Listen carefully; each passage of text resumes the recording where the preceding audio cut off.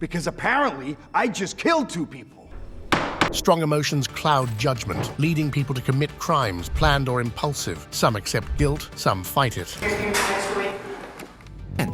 As Webb literally spit on the judge. But what happens when lunatic criminals, fueled by pure rage or fear, go completely off the rails, thinking they can terrorize the law itself? Little do they know that the law bites back. So who are some of the real prisoners who messed with the wrong judges, and how did these judges regain control? Let's dive in. Number 1, Penelope Soto. You might have seen this famous teen in the courtroom on social media. Penelope Soto was in court for a hearing for possession of drugs. Judge Rodriguez Chamat was in charge when he asked her about her finances and possessions. Soto seemed pretty relaxed and almost playful during the whole thing. The judge noticed her easygoing mood and asked her about her drug usage. Soto denied the allegation, but she was still laughing. The judge seemed completely unimpressed by her flippant behavior. He declared that she needed to pay a bail amount of $5,000 up front, and the rest was supposed to be RROR. But the way she replied to his bye-bye would get her in more trouble. I mean, she wasn't hoping for the fine to be doubled, but before she disappeared completely, she showed a finger to the judge and also said a curse word. Judge Rodriguez Chamat, determined to teach her a lesson, ordered a 30-day jail sentence on top of the hefty bail. No wonder she went from cocky to crushed in seconds. So what became of our daringly cool teen? Well, reality hit hard and she had to apologize. Number 2, Sydney Newsome. Sydney Newsome is on trial for domestic violence charges in Pike County Justice Court, Mississippi,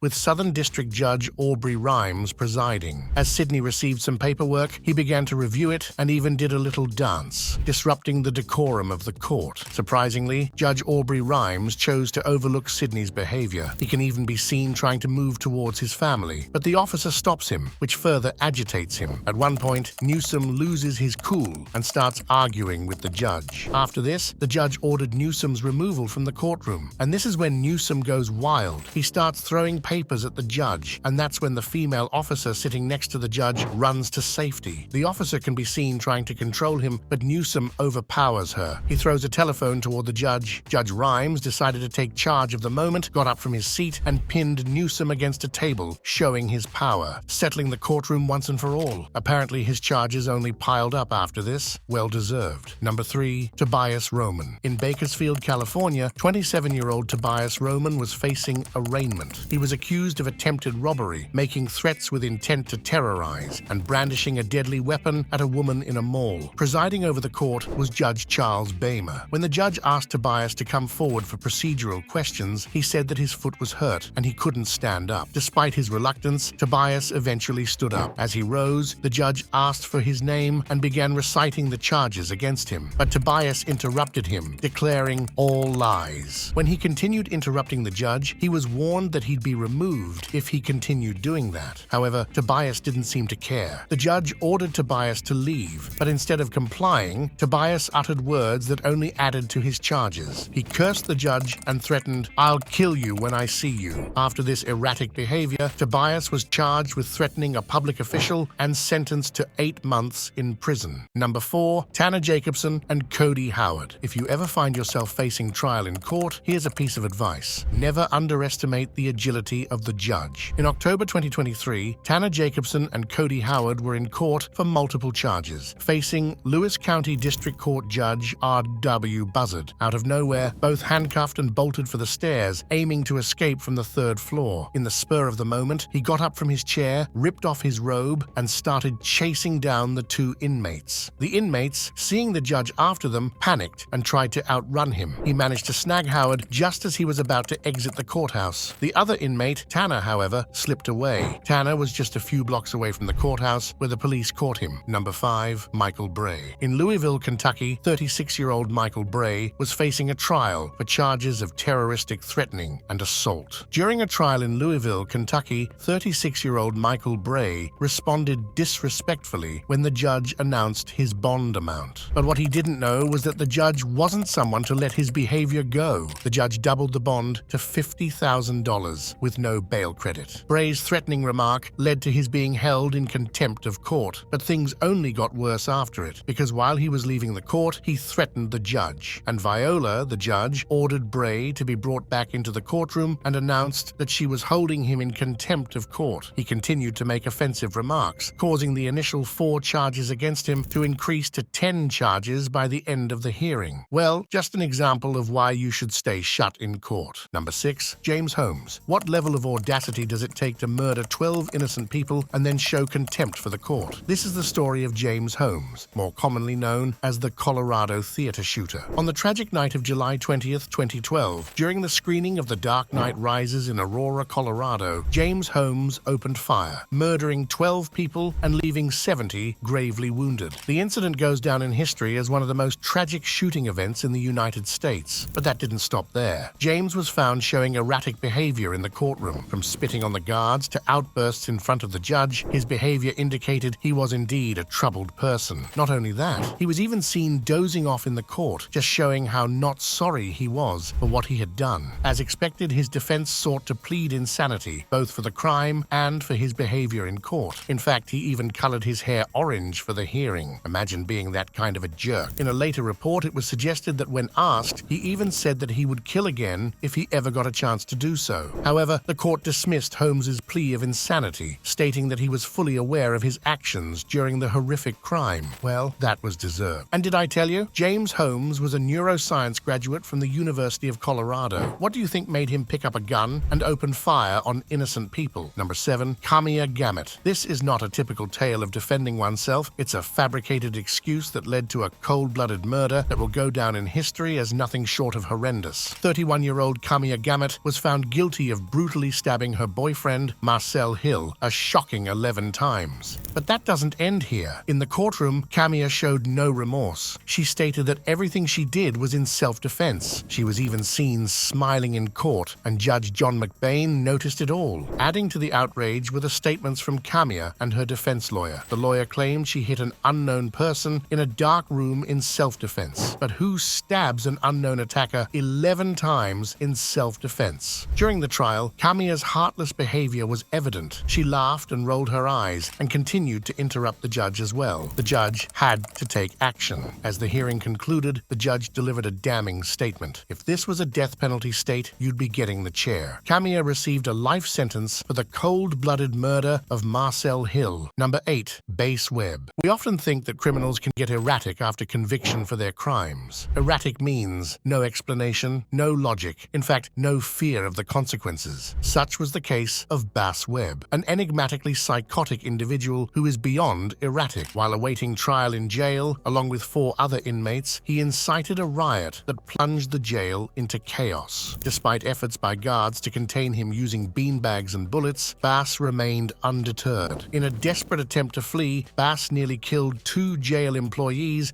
by accelerating a car toward them, intending to run them over. While one employee managed to get out of the way, the other was severely injured as Bass attempted to pin him against a wall. And now, facing the court presided over by Judge Vanessa Dixon, Bass showed no remorse or guilt for his actions. In fact, he spat on the judge. The judge stayed composed, but Bass was convicted of third-degree assault and sentenced to 15 years in prison. Later, he faced additional charges of 2 attempted murders, earning him an extra 37 years behind bars. But the story doesn't end there. 5 years later, Bass found himself accused of the mysterious murder of his girlfriend. When he appeared in court again, he seemed even more unsettling. His head was covered in tattoos that read, "Kill Rats." Number 9. Frankly Williams. Have you ever spoken out of turn and gotten into trouble? Well, this man named Franklin Williams took it to a whole new level. This guy wouldn't stop talking in court, and things got so crazy the judge ordered deputies to duct tape his mouth shut. Yes, you heard that right, duct tape. Believe it or not, this wasn't the first time Williams had outbursts in court. He was sentenced to 33 years in prison for armed robberies, but apparently had a lot to say about it. He claims he just wanted a lighter sentence and to show the world he's not a bad guy. The judge, however, wasn't buying it. He pointed out Williams' long criminal history and the impact on his victims, including a senior citizen. However, in the end, the judge apologized for the duct tape incident and stepped down from the case. So, what lesson can we learn here? Maybe it's best to respect the court and keep your arguments to the appropriate time. By the way, he didn't stop talking, even with the duct tape on. Number 10. Nicholas Cruz. Cruz. One of the deadliest school shootings in American history was carried out by Nicholas Cruz. On February 14, 2018, Cruz opened fire at Marjorie Stoneman Douglas High School in Parkland, Florida, tragically claiming the lives of 17 innocent children. But what sets him apart as a psychopath is the conflicting behavior he had in and outside of the court. While in the court, during the hearings, he was often seen acting emotionally disturbed and sorry for what he did. Things were different when he was in jail. In one instance, he was seen attacking one of the jail officers, beating him up, and even getting a hold of the taser. After this specific incident, his pleas for mercy were 100% ignored. This led to the judge implementing strict protocols to show him his true place. Cruz's movements in court were restricted, and heightened security measures were enforced. Due to the severity of his actions, his ability to observe the proceedings directly was also limited. Number 11, Danta Wright. When you are in the court, you are in the court. The decorum has to be maintained. Even the slightest of negligence could be disastrous for you. Take the case of 17-year-old Danta Wright, accused of killing high schooler Jordan Clee during a robbery in Ann Arbor, Michigan in 2016. Wright opted for a plea deal instead of the trial, but what happened during the plea changed things for Wright forever. As Clee's family mourned their loss and remembered their son, Wright was seen smiling. Some sources even claim he passed offensive comments to his family. The judge couldn't tolerate this behavior. In a surprising move, the judge halted the proceedings and opted for a trial instead. Wright was left stunned, unable to comprehend what was going on. According to the judge, Wright's lack of remorse for his actions meant that his request for a guilty plea should not be entertained. After the trial, Wright was found guilty of second-degree murder and sentenced to 23 to 50 years in jail. Later, Wright's lawyer claimed in court that Danta's behavior wasn't intended to disrespect the family. It was portrayed as an expression in the moment, not intentional. But what do you think? Was it intentional or just a coincidence? Number 12, Ronnie O'Neal. How cold-hearted do you have to be to kill your own family and then act as your own attorney? Ronnie O'Neal's case is a prime example of this. In March 2018 in Riverview, Florida, Ronnie brutally ended the lives of his girlfriend and his 9-year-old disabled daughter. He also attempted to murder his 8-year-old son, and yet he chose to lead his own defense in court, presenting nonsensical and fabricated evidence that lacked any logical reasoning. During the trial, when the victim's family members shared their sorrow, Ronnie's reaction was chilling. He laughed and smirked, and when it was his turn to speak, he raised his voice, spouting more illogical arguments. But Judge Michelle Sosko wasn't ready to buy more from Ronnie. She warned him to lower his voice and said it to him in clear words. She warned him that he would be removed from the court. The judge said she was struggling to hold back her tears during the trial. The fact that he never showed remorse for what he had done was enough to make anyone go mad, and this made the judge sentence him to the worst possible punishment. Ronnie was found guilty of the murders and handed down 3 life sentences plus an additional 60 years behind bars. Number 13, Rodney Alcala. Rodney Alcala, more famously known as the dating game serial killer, was not only a serial killer but also a frequent offender of courtroom contempt. He could be seen verbally sparring with the judges and making outbursts in the court, and often trying to represent himself, so much so that the judge had to put him on additional contempt charges for disrespecting the court. And what is that led him to the court? This lunatic guy would lure young teenage girls into his place while offering photography opportunities. Police and investigators confirm the killing of approximately 8 girls by Rodney, but as per the photographs collected from his apartment, they suspect at least 130 victims. So what happened to his trials? As he tried to represent himself and continued to act entitled, it was a given that the judge was done with his doings. No wonder he was given a sentence that guaranteed that he had no way out. The court sentenced him to death for 5 confirmed murders. He was also sentenced for additional charges, but for a person like him, even this was very less of a punishment. Number 14, Christopher McNab. On the tragic night of October 7th, 2017, Christopher McNab and his girlfriend, Courtney Bell, reported the missing of their 15-old day daughter, Kalaya. The community searched everywhere in a desperate attempt to find the baby, but later on found the dead body in a wooded area near the family's home. Later investigations revealed Christopher to be involved in the murder of his own daughter. Autopsy findings indicated fatal head trauma. These investigations also revealed McNab's history of violence and drug abuse, yet McNab denied involvement in court hearings,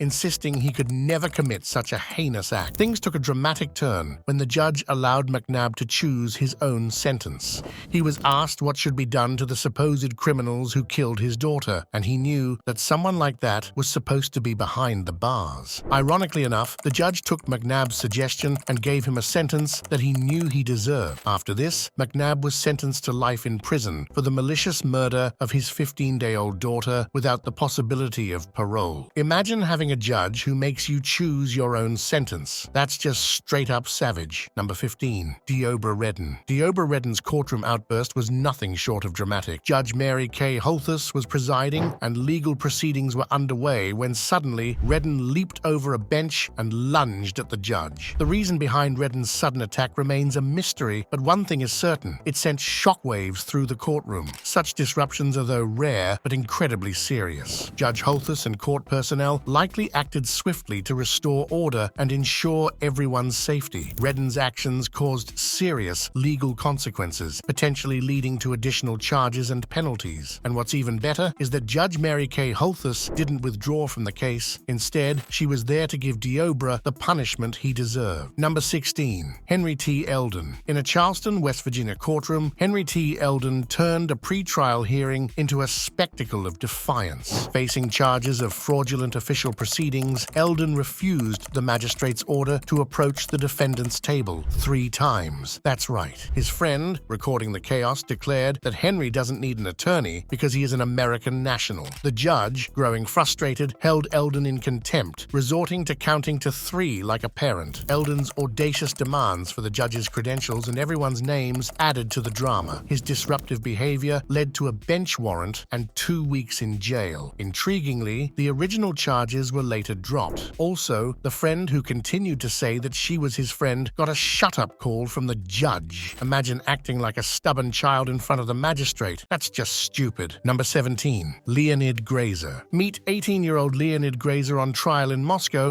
for the brutal murder of his sister, a radio quarrel. Grazer claimed that Satan commanded him to stab his 21-year-old sister multiple times. In the Shubinsky courthouse, Grazer is held in a glass cage, a rare measure used to prevent dangerous criminals from escaping. However, Grazer had other plans. In a shocking turn of events, Grazer slips through the top of the bulletproof security dock. The video cuts, but when it resumes, chaos ensues. The judge orders the officers to stop him, and one officer grabs his leg while another calls for backup. A taser is deployed, and Grazer's escape is foiled according to commands by the judge. He even lost his pants while trying to pull such a stupid escape. Afterward, Grazer confessed to the murder, expressing no regret. Well, at least Satan can just play Monopoly with him in jail. Number 18. T.J. Lane. On February 27, 2012, Terrorize Lane initiated a school shooting and killed 3 students. Apparently 6 students were shot and 3 were severely injured, while other 3 lost their lives. It turned out that Lane had a personal issue going on with one of the victims. Lane was arrested, but this was just the beginning. During his hearings, he was often seen smiling and smirking. He was only 17 years old at that time, however. His actions were nothing like that of a teenage kid. During the sentencing, he caused controversy as he wore a shirt saying "killer" and even showed a middle finger to the families of the victims. Well,